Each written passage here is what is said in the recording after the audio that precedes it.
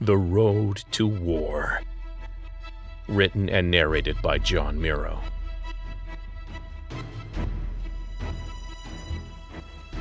Get more at servingworlds.com. 16. The IRC had crashed Gov's comms planet-wide when they activated long-ago planted worms in Reach's satellite network. Well back from Government Row, transmitters and redundant transmitters scrambled all terrestrial frequencies to deny the Earthers a fallback means of communication. The Earthers were in the dark. The same couldn't be said for Jake's soldiers tearing their way through the Row. Each mechanized suit formed a node in an encrypted mesh network, connecting each mechanized battlesuit to the dropship still hovering out of weapons range on the far side of the hill. As long as those suits were sending back real-time data, out of range didn't mean Willard Sue was out of the fight.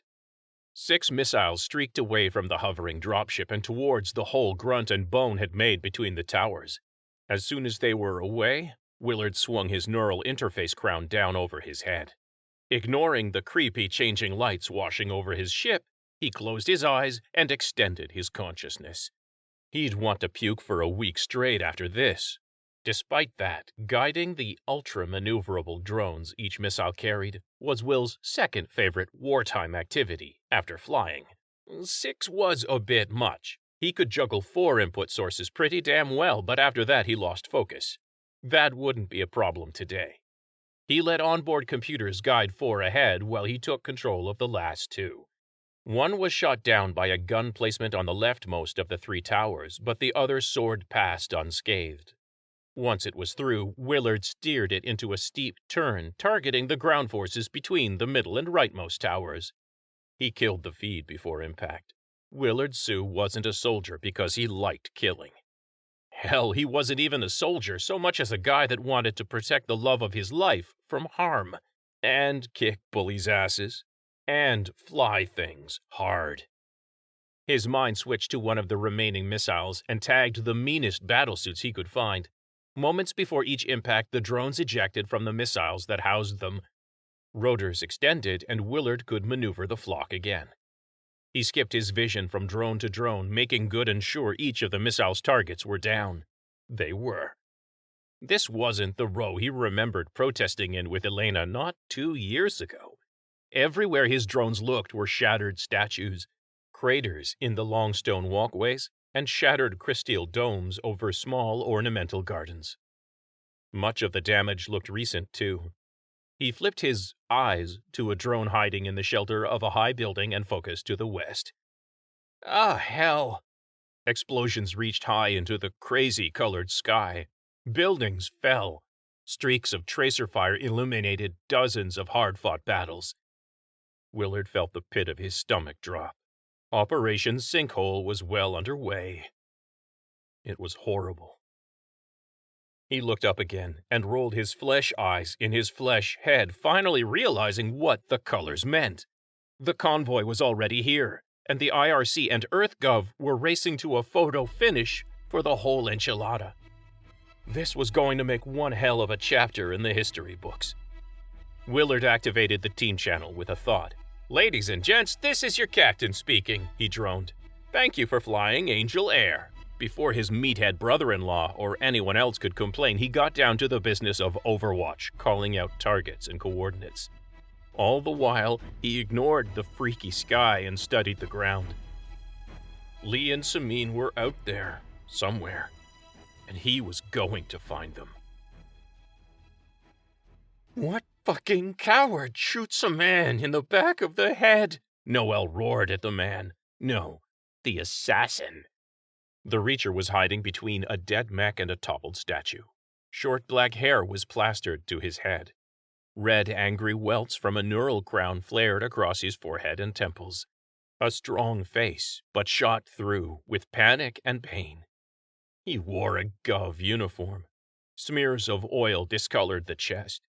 His body jerked in time with a series of explosions to the west, but his eyes never left Noel's hands.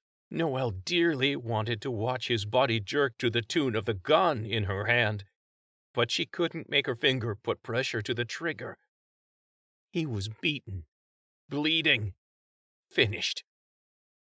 And so was she. Her legs buckled, and then she was on her ass, crying. Belated sirens crowded out the noise of the shelling. She laughed bitterly and stared up past the towers. "Look!" Noelle waved the gun into the sky. She took a shuddering breath and wiped her eyes, watching small dots fill the sky. The cavalry. Was it worth it? They're here. The convoy made it, and you threw his life away for nothing. She lifted her gun hand to her face to wipe away a fresh batch of tears and stared at the dried blood caked there. She bolted up and stumbled over to the man, pushing the gun between his eyes. The man just nodded. Acceptance filled his eyes. Acceptance and relief.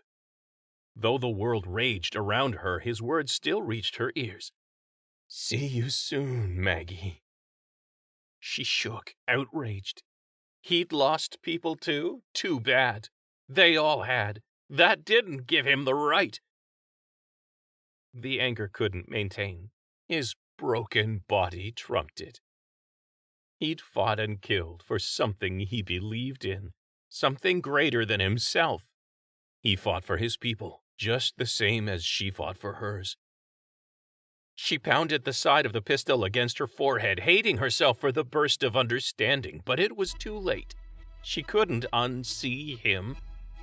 She looked up into a sky filling with smoke. She didn't know if it was the crying or shit from the explosions to the west that made them hurt so bad. Noelle stared at the broken man on the ground beneath her. She hated him, but she couldn't end him. She turned and walked away.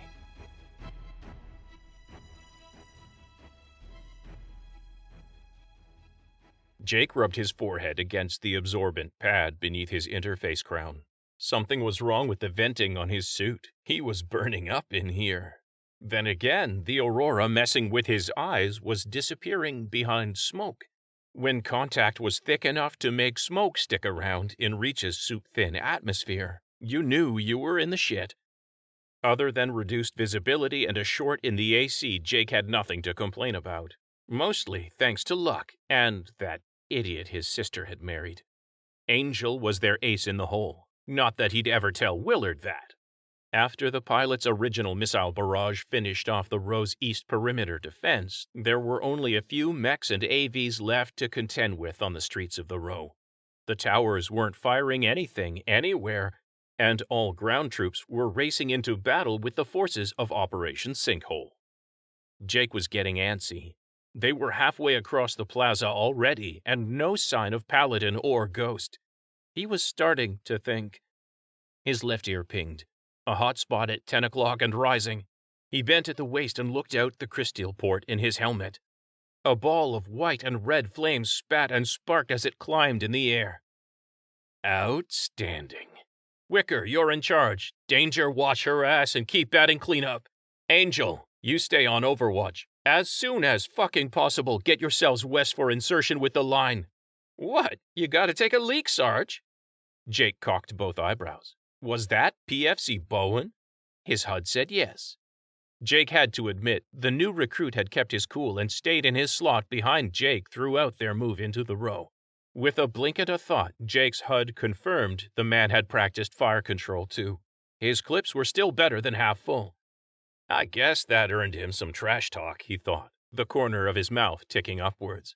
Somebody taught you some decent soldiering, Bone, but we're gonna have to do something about that mouth when I get back. Corporal DeAndre's voice overrode his on the line. Sir, request permission to ride shotgun. You know, while you piss. Thanks, Danger, but I can lift heavy things. You get everyone back safe. That's an order. Move out. Silence. Then a double click on the line from Danger's mic, morose acknowledgement for the order. Move out, Wicker ordered. And Danger, watch behind me, not my ass. The line of mechs got moving. Jake turned in the direction of the flare. A drone bounced off his helmet, almost scaring the aforementioned piss right out of him. You want to get shot? He screamed up at the drone. Willard Sue's cackle polluted his helmet. Is that any way to talk to your guardian angel? His brother-in-law's voice sobered. I'll keep an eye peeled for you, Grunt. The drone flitted away. Thanks, Angel, Jake called out in his helmet without activating the channel. He whipped his head to either side, violently cracking his neck, and loped after the already dying red and white flare.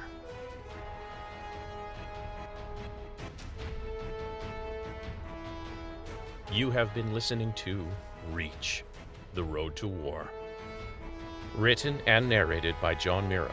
Music, All This by Kevin MacLeod at Incompetech.com. Hear more of the story at ServingWorlds.com. Thank you for listening.